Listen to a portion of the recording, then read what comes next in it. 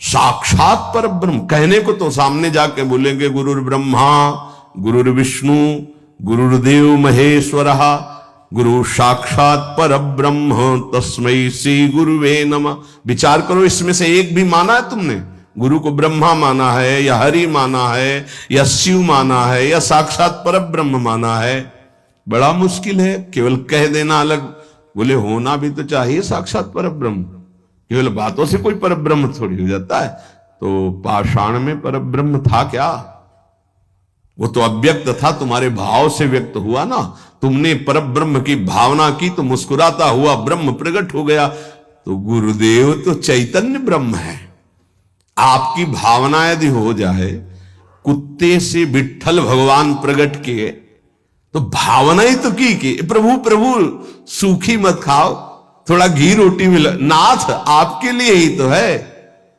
तो ऐसे देखो साक्षात विट्ठल भगवान गुरुदेव में प्रभु आपका सर्वस्व, आपका प्राण मन तन सब, मैं आपकी ही तो उपासना कर रहा हूं।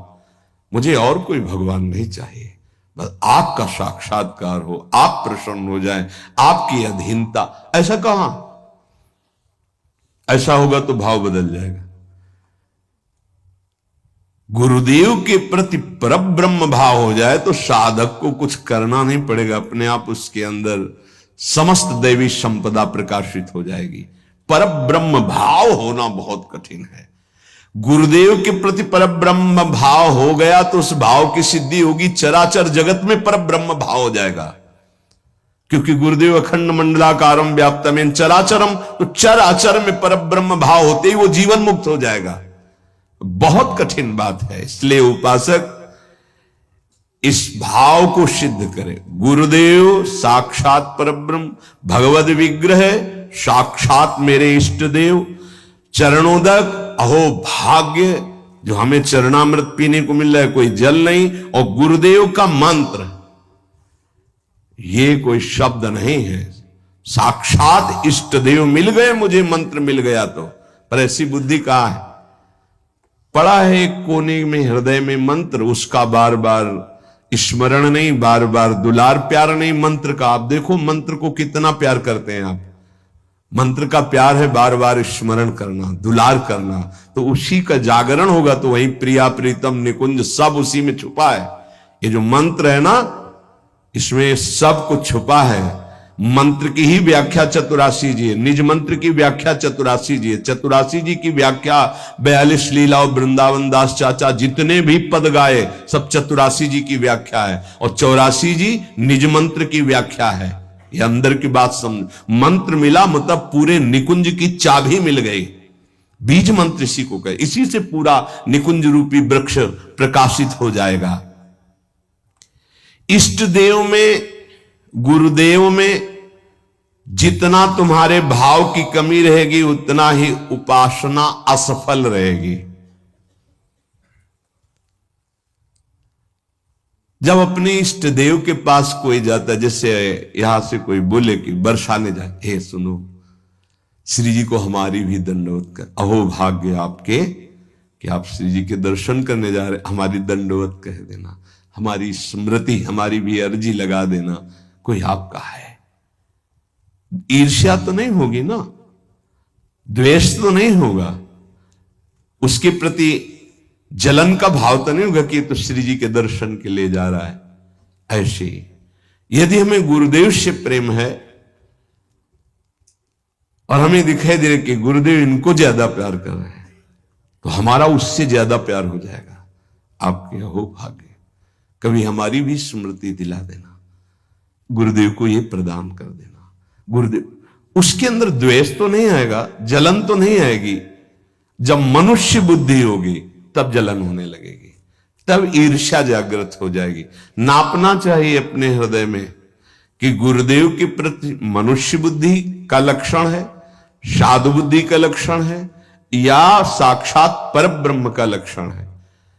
इतनी गोपी जन थी, क्या किसी को किसी के प्रति ईर्ष्या थी क्या? एक साथ बैठकर सब कात्यायनी की उपासना, एक साथ यमुना स्नान, एक साथ अनुष्ठान श्री कृष्ण को प्रीतम रूप में प्राप्त करने का। ऐसे सहस्त्रों उपासक, सही पूछो तो इतना भी अंतर नहीं, सबके प्रति प्रभु का समान प्यार है, गुरुदेव का, प्रभु का। पर जो जितना प्रभु मानेगा, जितना अपनापन करेगा, वो दूर रहकर भी अनुभव करेगा कि गुरुदेव का, इष्ट देव का हमारे प्रति सबसे अधिक प्यार है। यह सबको अनुभव होगा। यदि आप पवित्र हृदय से, भगवत भाव से, तो आपको यह अनुभव होगा कि देखो, देखें या ना देखें, बोले या ना बोले, मिले या ना मिले, मेरा हृदय कहता है कि गुरुदेव, इष्ट देव सबसे ज्यादा मुझे प्यार करते हैं। ये भगवत भाव में रहता है। इष्ट देव और गुरुदेव की परिपूर्णता के भाव में जितनी कमी रहेगी, उपासना उतनी कच्ची रहेगी। इष्ट देव गुरुदेव की परिपूर्णता में भाव, इष्ट देव में कभी एक देशीयता का भाव नहीं रहना चाहिए। मेरे इष्ट देव सर्वत्र विराजमान है, तभी सच्चिदानंद भाव पूर्ण होगा। मन उपासना किए बिना नहीं रह सकता, इसका स्वभाव है उपासना करना। यदि प्रभु की उपासना नहीं की तो भोगों की उपासना ये करेगा ही करेगा, तुम इसे रोक नहीं सकते हो। अगर ये भोगों की उपासना करेगा तो दुख, चिंता, भय, शोक, मृत्यु, इससे तुम बच नहीं सकते हो। और मन का स्वभाव उपासना करना, ये बिना उपासना किए नहीं रह सकता। यदि प्रभु की उपासना नहीं की तो विषय की उपासना करेगा, इसलिए बचाओ इसको विषय उपासना से और प्रभु की तरफ लगा दो। तो बोले, ये जानते हुए कि ये विषय उपासना पाप कराएगी, फिर भी हम इसे क्यों नहीं रोक पाते? तो श्री भगवान कह रहे हैं कि तुम्हारा ज्ञान तीन तरह से ढक गया। पहला, अग्नि में जैसे धुआं पर अग्नि है, अर्थात ज्ञान है, पर धुआं हट जाए तो सही ज्ञान दिखाई दे, ऐसे पहली स्थिति उपासक की विषय उपासना की तरफ, काम वासना की तरफ जब होती है, उस समय एकदम वो ज्ञान जागृत करने के लिए सत्संग आदि का सहयोग तो बच जाएगा। नहीं, दूसरी आती दर्पण में मल की तरह, अब उसमें बड़ा प्रयास करने पर। तीसरी आती है जेर में ढका हुआ गर्भ, अब उसमें समझ में ही नहीं आता कि क्या ठीक है क्या नहीं ठीक है, जो वासनाई वैसी क्रिया हो गई।